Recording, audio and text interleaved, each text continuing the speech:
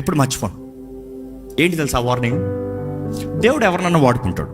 నేను ఎప్పుడు చెప్పే మాట, దేవుడు ఎవరినన్నా వాడుకుంటాడు. దేవుడు గాడిదనే వాడుకున్న దేవుడు. నువ్వు పెద్ద గొప్ప కాదు. God can use anybody. But listen to this next point.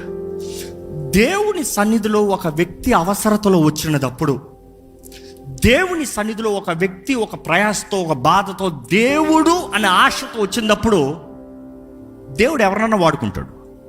నువ్వు కాకపోతే ఇంకోడు. ఈ రాజు కథ ఇంకోడు ఉంటాడు, 10 రెట్ల అభిషేక్తులు ఇంకోడు. That is not the point. God can use anybody. So don't think నేను ప్రార్థన చేశాను కాబట్టి ఇది జరిగింది అంటే నేను ఎట్లా ఉన్నా దేవుడు నన్ను అంగీకరించాడు అనుకోవద్దు. నేను వాక్యం చెప్తే ఇంతమంది మార్చబడ్డారు కాబట్టి నేను ఏదో పెద్ద గొప్ప ఉన్నా అనుకోవద్దు. దేవుడు వాడుకున్నాడు అంతే. నువ్వు సరిలేవనుకో, కఠినమైన శిక్ష నీది.